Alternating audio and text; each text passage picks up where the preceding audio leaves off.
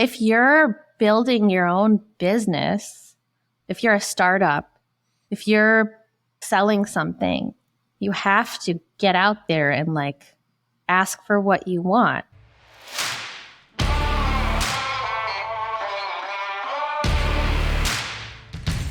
This is 1000 Rounds. Every episode, a solopreneur shares how they're building, what they're building. We'll hear all about how they've made the bet on themselves, the uncommon route that they're taking to build a business that serves their life, and the reality of building a business of one. I'm your host, Nick Bennett. Before we get started, I'm excited to share a new program that I've been working on called Full Stack Solopreneur, in partnership with my friend and legendary entrepreneur, Erica Schneider. Now, unlike other programs, Full Stack Solopreneur is a hybrid digital program for independent professionals who are too far along for another course to be really all that helpful, but not far enough to invest in a private coaching or consulting service. In here, you'll gain access to both the full curriculum and monthly group coaching clinics to teach you how to create a legendary niche offer, how to build a content engine, and how to sell like a human. You can learn more at fullstacksolo.com. That's fullstacksolo.com. I'm Anna Furmanov, and in order to say what I do, I have to go to my website and literally read it. Actually, no, I don't. I'm not going to do that, Nick. I am a customer insights advisor, and my company is a customer insights and strategy firm. And I take my clients through the customer insights roadmap. And if you couldn't tell from everything I've said before, my big focus in the work that I do with startups and growth always ties back to customer insights, customer research and insights, and how that helps inform their positioning and messaging. The absolute perfect place to start. So you have a different background from most people I speak with, because you came from B to C. Bum, bum, bum. This the forbidden fruit of marketing for B2B marketers. Is it? Why is it forbidden? I don't know. I just feel like there's a cult of B2B marketing. Like if you're there, you're there. And if you're in B2C, you kind of just tend to stick in B2C or something. I don't know very many people who have crossed over. And maybe my network's not that big. I don't know. But that's not the point. You're right, Nick. I don't either, actually. It's just a thing. And somehow you made the leap. Maybe the grass is always greener till you're standing on it. I'm not sure. But you came up through companies like Ballistics. Maybe some people have heard of that one. And Groupon. And you were doing consumer research and consumer marketing, which is something that is very much not a thing in the B2B space. So talk me through some of where you started with all this. And then how did you end up getting into B2B and ultimately going out on your own? Yeah, what was I thinking? Why didn't I just stay in B2C? Where life is easy. Where life is easy, supposedly, and we're just selling $3.25 lip balms. Precisely that, yes. Great question. I'm kind of just an all over the place person. I love to learn. I think that's at the core of me doing a bunch in my past. I was a consultant at Accenture for a few years. And then I actually started my marketing journey at Del Monte Foods. So that was my first big, real experience in consumer insights and strategy. And that was just a summer internship that opened my eyes to oh, wow, this is really interesting. We're learning about what people are thinking, are doing. There's a lot of stuff that is kind of magic and emotional. And this is interesting, right? And also very data driven. So there I worked on new product innovation based on understanding our target buyer at the time. Something completely foreign in B2B. And then after that experience, I went to work at Ballistics. And that's where I did more of that consumer insights work. But I was really a brand manager. It was beyond just consumer insights and strategy. It's how do you use that knowledge then to impact sales? So there was a lot of focus groups and consumer insights foundational work while I was working on the lip care innovation. But it was based on deep consumer research as the foundation. And then at Groupon, actually, let me take a step back because Groupon was in between two B2B startups. So after BlissDex, I was like, okay, this is cool, but I want to get into tech. Don't ask me why I thought that because I can't remember.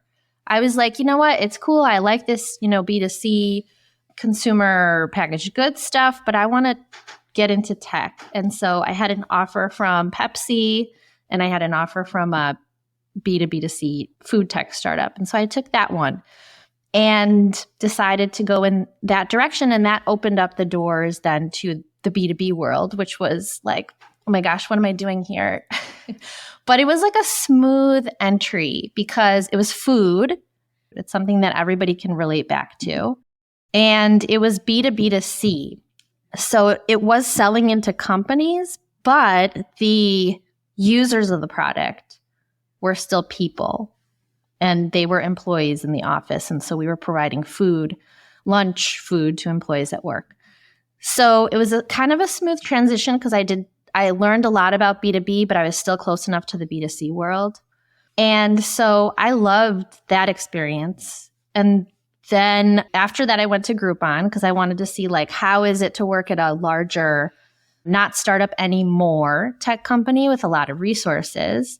I actually really liked startups, to tell you the truth. So then I went back and I headed on marketing at an ed tech startup.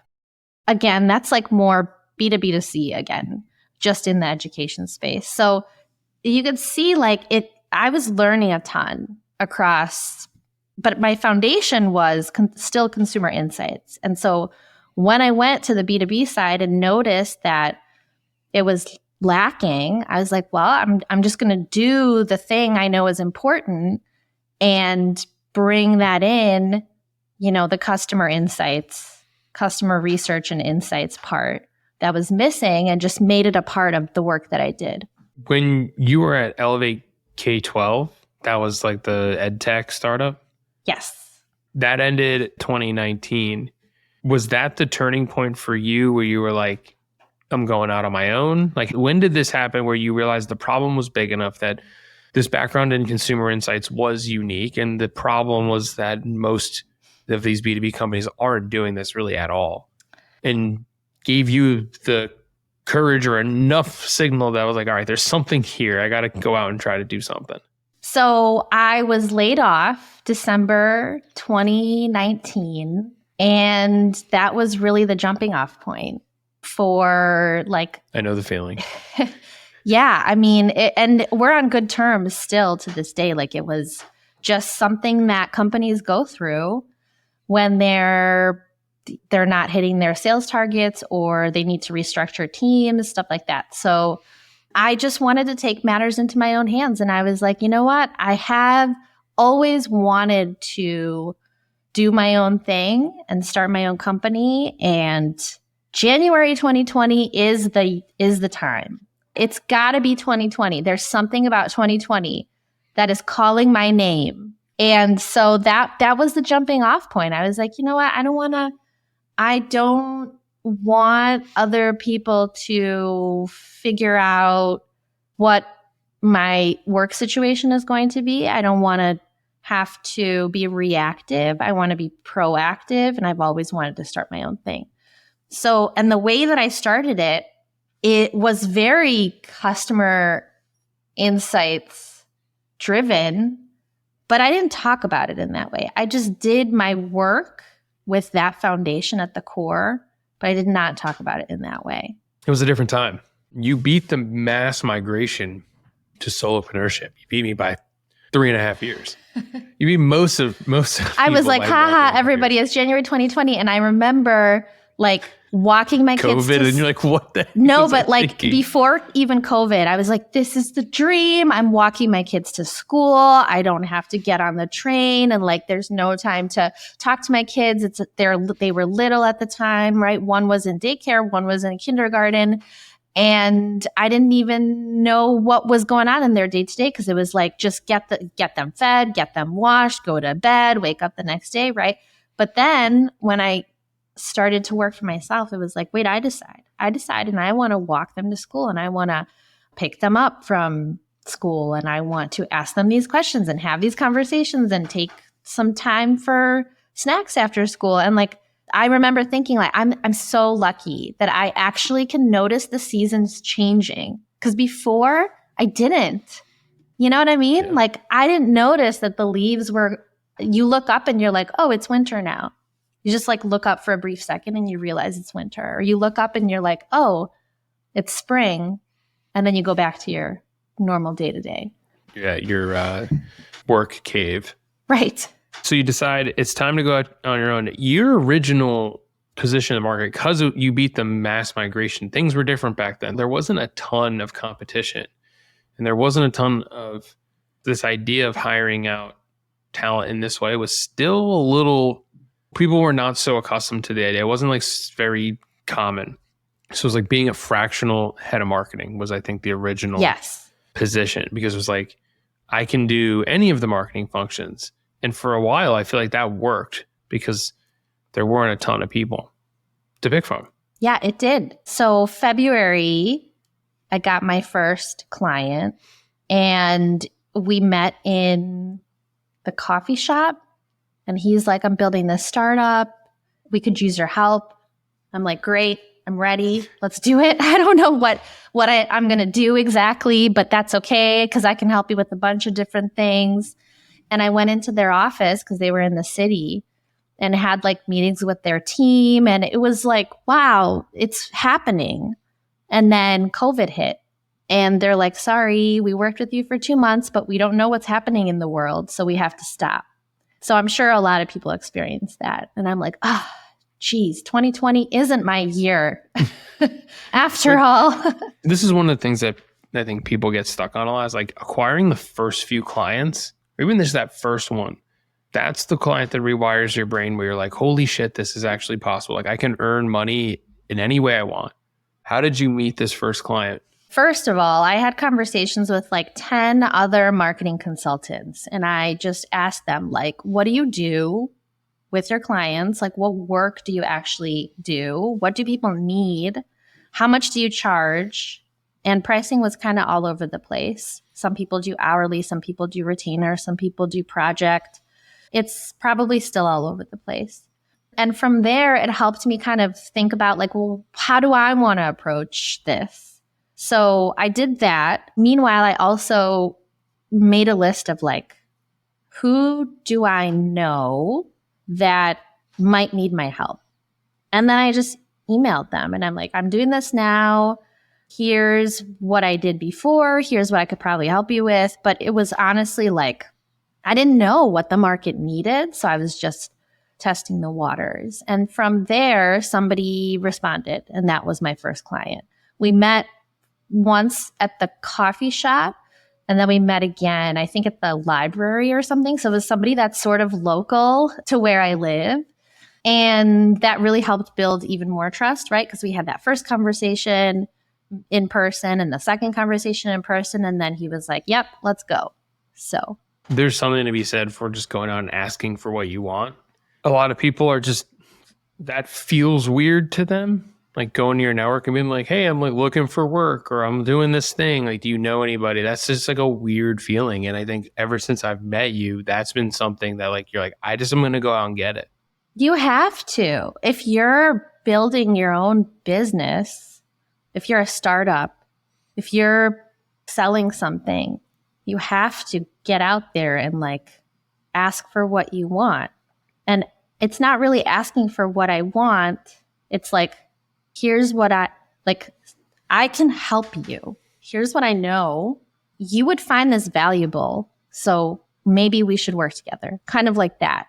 But it is sort of asking for what I want, because what I want is to have a sustainable business for the long term. Like I never wanted to do it for like, oh, I'll just dabble for 6 months and then go back to full time. I wanted to make it work. Like that's the difference in mindset. I think you just mentioned like there are a ton of fractionals out there, a ton of solopreneurs out there, but maybe I have no idea data wise, but maybe like 20% of them are like, I'm just going to dabble and then I'll go back to full-time work. To kind of have like one foot in each world, trying to like if this works, it's great, and if it doesn't, like not committing. I mean, I remember when I got laid off, I looked at all the job postings for like a VP of marketing role, and I was like, oh, 2,000 people have applied for this job. You know what I'm going to do? Fine. I'm going to anything else. I can make money in a lot of different ways. Anything else will do. But yeah, I totally agree. I think there's like this half in, half out mentality that some people have. But I also just think like there's something about the lust of getting an inbound that people face. And I can't stress enough that like, even when I first met you, it's like, hey, what's like a business development thing I can do is like go and talk to people, like start conversations. And you were willing to do it. And I think that made a huge difference. So along this way, though, you go from, you were doing the customer insights and what was like originally more positioned around voice of customer. Yeah, I did that as like to kick off my work. Yeah, but I never made it it was never my positioning to talk about voice of customer. I just did it. And everyone was like, yeah, that makes sense. It's just part of the work that you do as a marketing consultant. So it was part of the work. It wasn't ever a focus, but now it is. At what point did you realize that that was the work worth zooming in on, other than the fact that you liked doing it? I think this is the thing that I think a lot of people get stuck on, where they're like finding the thing that like makes a huge impact on their client's business. They love doing, it solves a problem that people are going to spend their money on, like kind of that, all of those stars align. How did you decide that that was going to be your thing? Well, Nick, I worked with you. But I didn't choose this for you. Like, your check's in the mail. Like, but don't worry. Like, it seems so obvious. Just like anything that we look back and we're like, that was so obvious. Of course, I knew that all along, but I struggled to figure out my differentiator, and I could not figure it out. I was like, I need to figure it out. I know I need to figure it out. This is what I help my clients with. Startups need to figure out what their differentiating value is. And I couldn't figure it out. And I think part of it is just being so close to the work that I do and doing it so many times over and over again. I can't see how anyone would do it differently. Like, why would anyone do it differently? I just assume that people do it the way that I do it.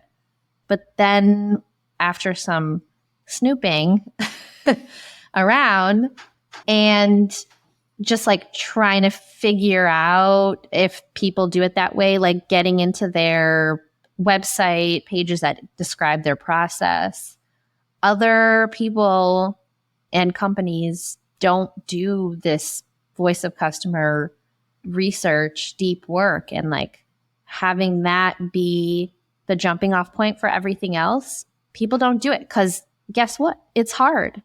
It's hard. It takes time.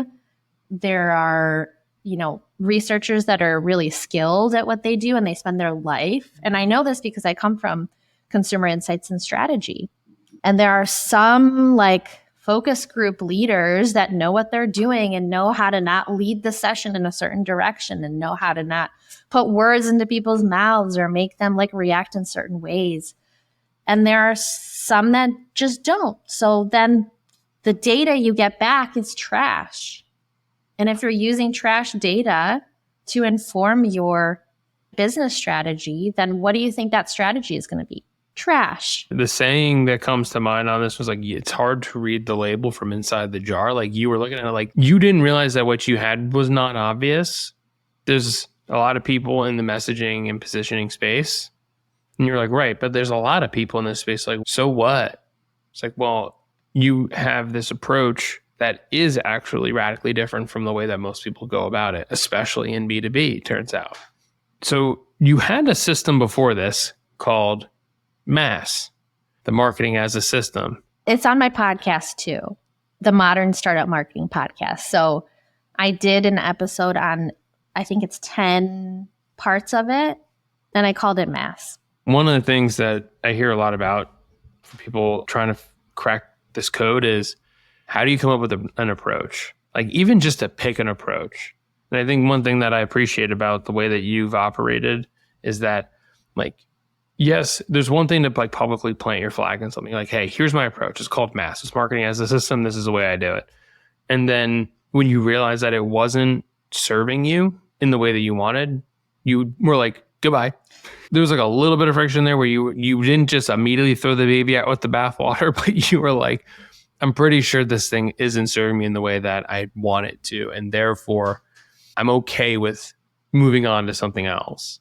How did you decide that mass no longer served you and it was time for something else? Yeah. Like if you tell me, Anna, to do good work with your clients, stop doing voice of customer research. Just make assumptions with your positioning and messaging. I'd be like, no, we're not going to change that. But if you tell me that I am calling my process the wrong name, I'm totally fine with changing it. And there's like a unique reason for it. And it ties back to my differentiated value. Like this all is stuff I agree with. So I'm not tied to things that I name. Trust me, names aren't my forte. Like I still have to like rename my company after 5 years. And I never liked the name of my company, but I was like, there's nothing better. I can't think of anything. I actually was like sitting on a plane, one of these like trips in the past couple of years. And I was like, okay, I just need to come up with a new name. So I started writing on the back of like some book in like inside page. And then I showed it to my daughter and she was like, what is this? She was just like laughing. She's like, what? She's like, none of this is good, Mom. What is this for? And I'm like, nothing. Well, what were some of the names that didn't make the cut? Oh, don't ask me that, Nick. I'm so bad at naming. I couldn't even name my son. I had to like ask somebody else to like help with a list of names. But I'm not joking. Like girls' names I'm good with, but boys' names I'm not so good with. So you asked me what are some of the names that didn't make the cut? Oh, it's like my last name backwards and like Firma and like Vanam. And like, I just tried to think of like my last name and how I could change it up, but it's awful. Even I don't want that as a company name. And then I thought of like fruit. I didn't know where to start. I was like all over the place. I know the feeling. I didn't name my company. My friend Ramona helped me. Oh, okay. That makes me feel a little better. Yeah, I didn't do it. She did the heavy lifting there. Okay. I had like, my original name was like, I think it was like Clarifying Craft or something. And I like bought the domain. I was talking to my friend. She was like, Nick, like, what is this? I was like, what do you mean? She was like, this isn't like a thing. This isn't the name of a company. She was like rattling off like a bunch of different ones in the same light. And then she was just like Harness and Hone. And I was like, that's the one. Oh my God. Because she knew about all the stuff that I was trying to do. That's cool. I love that backstory because then I'm not the only one struggling with naming. I won't do it unless I know for sure. Like I need to feel that that's the one, right? Because I don't want to get the domain and like change everything over and all that stuff unless it really hits. So I was lucky that there was nothing, like it was very early and I was like, I got to name this thing and get going. And so I would just like, I got something. I was like, Clarifying Craft. That sounds really cool. And I bought the domain and then she was like, this doesn't make any sense. Why didn't you go with nickbennett.com? Because there are like 5 million Nick Bennetts out there. nickbennett6.com. Probably nickbennett.com is like 50 grand, probably more. I bet annafurmanov.com is available. It's probable. There was like every variation of nickbennett.com, .co, .io, .me, .ai. Like, you should do not nickbennett.ai. All right, maybe that's the next product that we launch. That's the next product right there. Just like AI version of me. I don't know if anyone wants that. I don't think. No, we don't want that, Nick. So tell me about the time where you felt like, hey, this could actually work. Like this is a long-term solution, like the initial traction that you were getting. Like, tell me about that. So each year, there's like a distinct theme for every year so far that I've had my business. And I think about that because I'm like, how do I compare 2020 with 2021? And how does that compare to 2022? And so 2020 was like the experimental year of let's just try this thing. And then COVID happened and I'm like, I'm still going to continue to try this thing, whether there's COVID or not.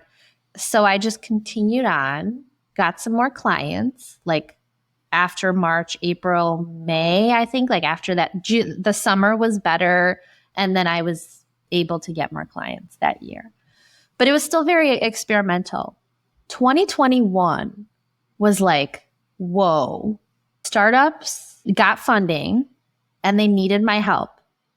People are done with COVID. We're over it. VCs are funding startups and they suddenly need my help.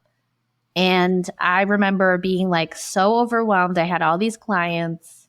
I was super undercharging. I think I was charging like $2,000 a month or something, or like, but doing a ton of work. And it was $2,000 a month. That was a steal. And that's why I was overwhelmed with clients. And so, yeah, it was a really busy year. 2022 summer, VC funding pulled back. And then I was like, oh, I have kind of a free summer. That's fine. I'm going to just enjoy it. And I actually liked it because the front of 2022 was pretty busy. The end of 2022 was okay as well. But the summer was completely quiet. There was nothing going on. So I had a taste of like, what would it be like if I had the summer pretty much off for the most part? And it was really nice. Like spending time with family, spending time on hobbies, stuff like that. 2023, wow, why does that seem so long ago? 2023 was okay, if I remember correctly. I'm going to have to go back to my notes. But what was interesting about 2023 and 2024 was that my revenue streams, suddenly I was not just doing my core consulting work as a fractional, but I had podcast sponsors and I was doing this go-to-market boot camp with EdTech founders. So there's like multiple revenue streams now. And I was like, whoa, the potential here is huge.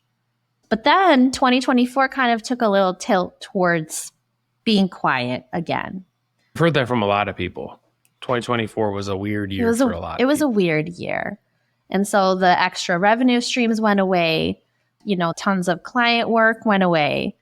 And I was like, I can't just keep like trying to ride these waves. Like VC funding happens and VC funding is pulled back and like I have to ride that wave.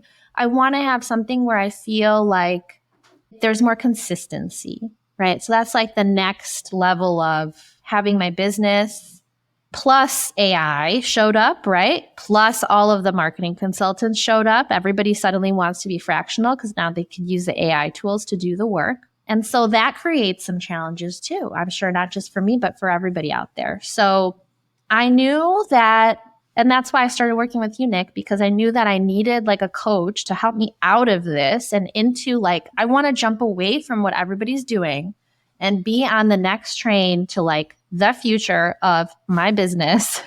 And how do I position it and how do I message it?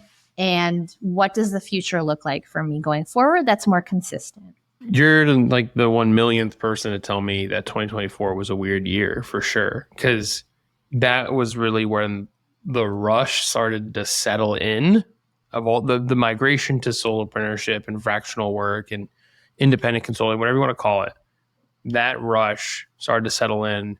People are getting established. A lot of higher profile people who were in-house were like, oh, well, I'll just work with a bunch of companies. So I think there's a lot of pent-up demand for those people.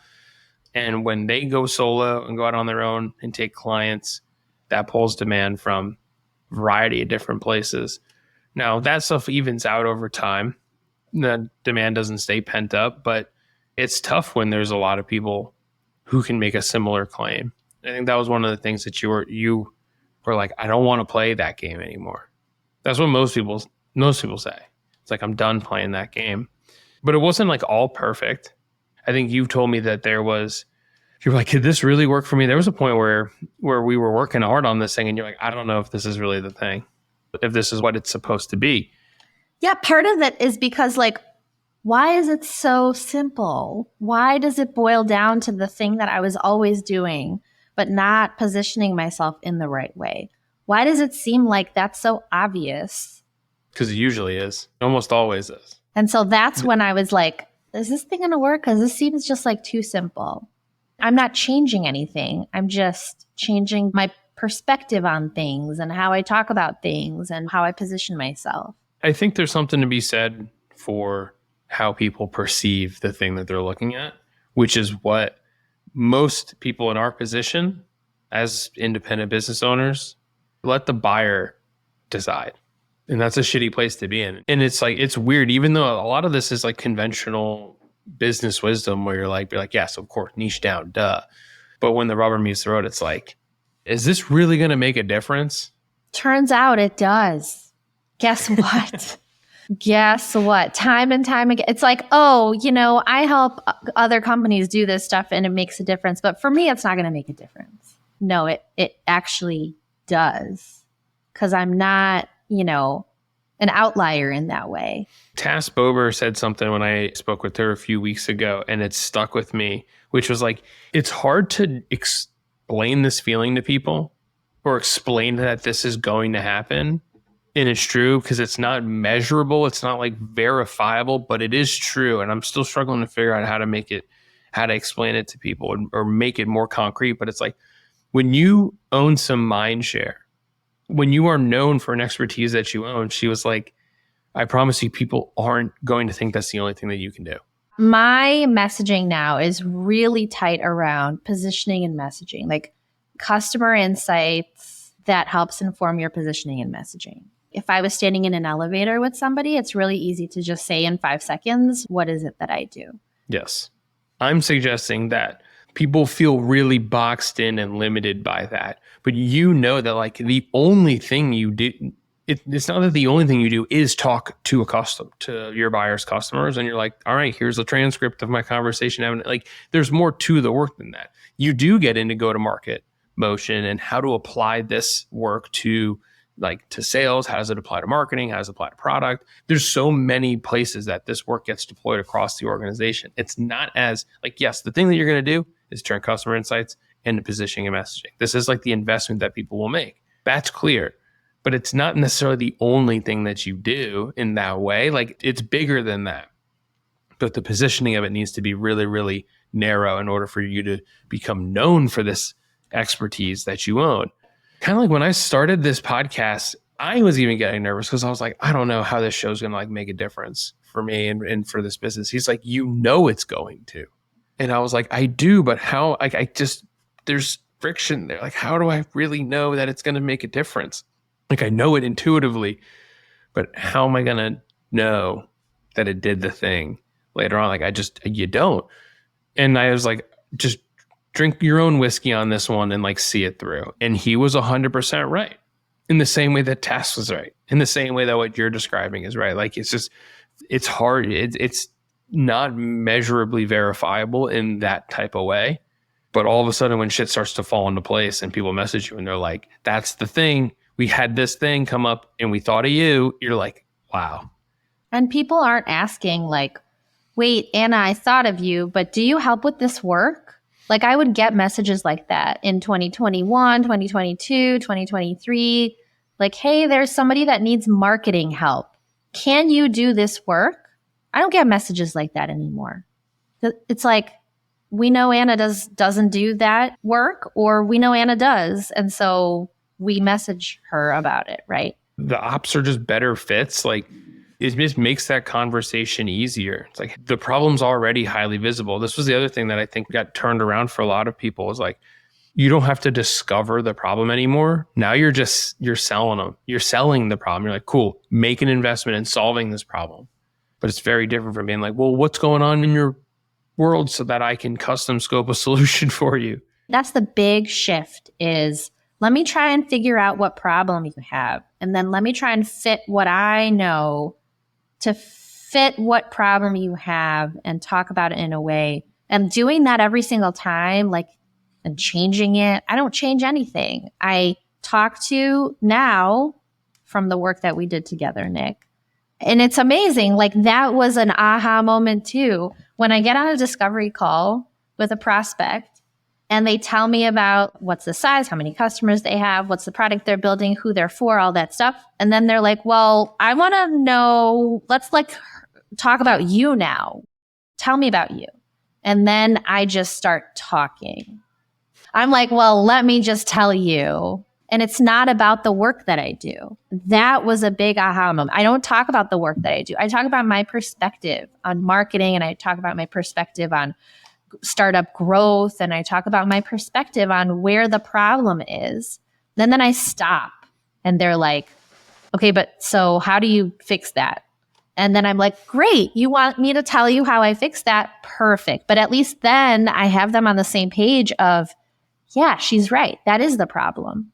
That was super impactful to my sales conversations.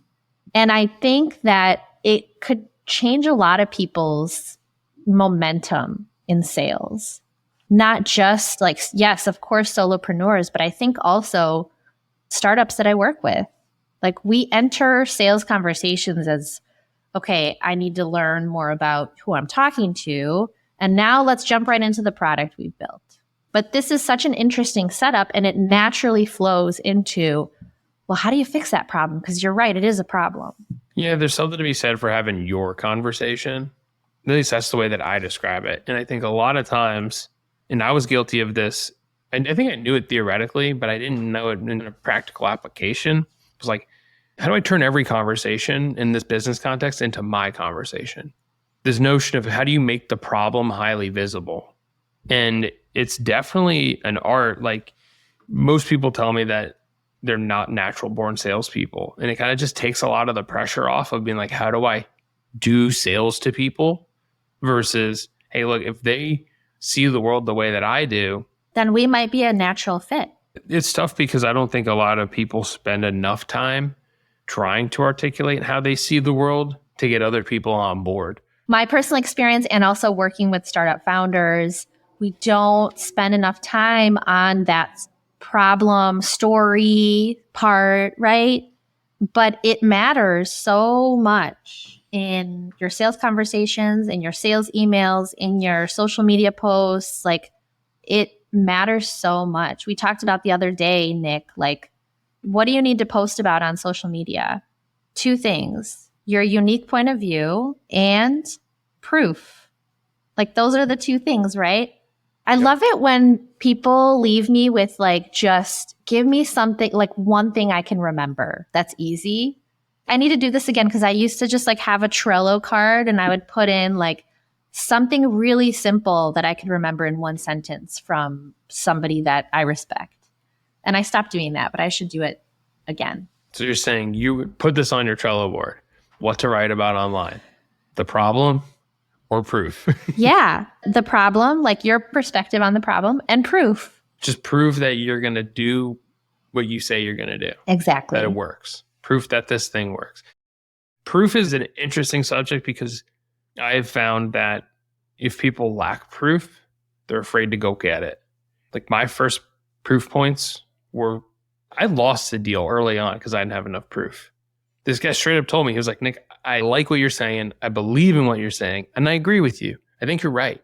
This is not enough proof for me. It's too risky. Each proof point reduces the risk for a buyer. The more proof you have, the easier it is for people to say yes. I lost that deal and I said, never again. Overwhelming proof is the name of the game. Someone who's legendary at this guy, Doug Lawson. He taught this to me very early on. And he was like, you got to figure out the proof on this thing. And so I went out there, I did work for free. I did a whole bunch of stuff. I just gathered as much proof as I possibly could because people are skeptical. There's a lot of bullshit floating around this world, especially LinkedIn. So the proof goes a very, very long way. Absolutely. All right, Anna, looking back, what's something you would have done different? Differently? I think I did things the right way. I don't think I did things the wrong way. The only thing that I regret is not changing my podcast sooner, but it will be changed very soon. When this episode is released, it's probably going to be like changed, weeks on end of change would have happened. But yeah, that one I kind of sat on that. I mean, my company name Probably should have worked with you sooner, Nick. Let's just be honest here. But I don't regret my journey because every year, like when I talked about all those years, like every year gave me something. Every year taught me something, whether it was about my pricing strategy or how many clients I could take on or multiple revenue streams or, where my sweet spot is working with clients. Every single year gave me some knowledge. And so I think that's the goal for solopreneurs is make sure you're getting something out that's different from the previous years where you're going above and beyond. Learn something. Just learn something, for goodness sake. We didn't talk about your podcast, but there was no opportunity to dig into this, but I wanted to talk about how you've done over 200 episodes of a podcast, which is basically like, that's about 198 episodes more than most people have ever get through. So I think that thing's made a massive difference in your business for sure. I'm excited to see what it becomes, which is, I already know it's going to become, but I'm excited to see you bring it to life. So I can already talk about the name of it. It's called Building with Buyers. And Nick, you helped me come up with the name for that. And it ties back into customers and how customers help startups build to the next round. And of course, customer research and insights is part of that, but it goes way beyond that. So I'm very excited to finally have a show that is aligned to my positioning, messaging, and my point of view. So yeah, I'm excited. Massive win. All right, Anna, let's end here. What do you want to build that you haven't built yet? What does the future of your business look like? My email sequence. Remember like that email sequence that I tell you that I'm going to work on and then I never do? That is probably like the cherry on top of all the stuff that we've worked on together, Nick. So that's probably why it's taking me forever. But it doesn't have to be about what we're doing. I'm curious, like, do you want to write a book? Do you want to go give a keynote? Like, what do you want? Is there something you want to do? I don't want to write a book. My goal with my business is like, I want to work with my clients for like a more consistent amount of time where there is clear tie into the growth of the business. And so my contract lengths are a bit longer now. And like that goal is important to me going into 2025 is like so that's happening. And I'm really excited about it because it's really hard to prove that the positioning and messaging work and like go-to-market strategy is impacting the business without working together and just like improving and optimizing and making sure that everything ties back into your goals.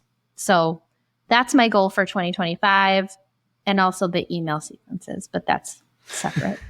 And also my business name, my company name, and also my website. There's a ton that I want to improve, but I think what I just told you is the main, what I want to focus on for this year. Love it. I love it. Thanks, Anna. I didn't pay you to come here and say nice things to me. That wasn't my intention with inviting you. I do think your story is interesting. I'm thankful that I got to be a small part of helping you build something cool here. But so thank you for sharing your story with me. I know more people feel seen because of it. Well, thank you. And my route is just 1 out of 1,000, but I am so happy to share my journey and how it's been going. So thanks for having me here, Nick. You're awesome. Thank you, Anna. You're awesome.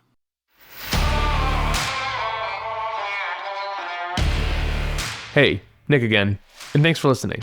If you've enjoyed this episode, you can sign up for the 1000 Routes newsletter, where I process the insights and stories you hear on this show into frameworks and lessons to help you build a new and different future for your own business.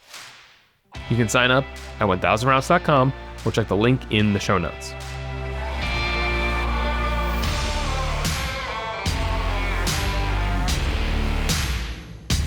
If you were to board a rocket ship and leave Earth tonight, what would be your last meal here? Oh, my last meal? Wow, that's tough.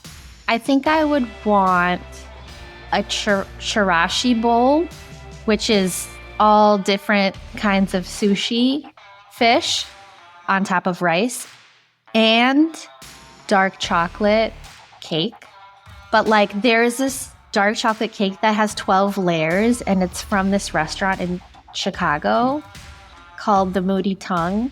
So if you ever find yourself in Chicago and you like chocolate cake, then go there. So I think that's probably what I would want. And like a glass of red wine. Ooh, like a cab. Yeah. Cool. I'm with you there. I'm not a death by chocolate type of person, but hey, I'll try anything. Everyone I talk with who's based out of Chicago is like, die hard. There's a restaurant in Chicago that has the best food and you'll never convince me otherwise.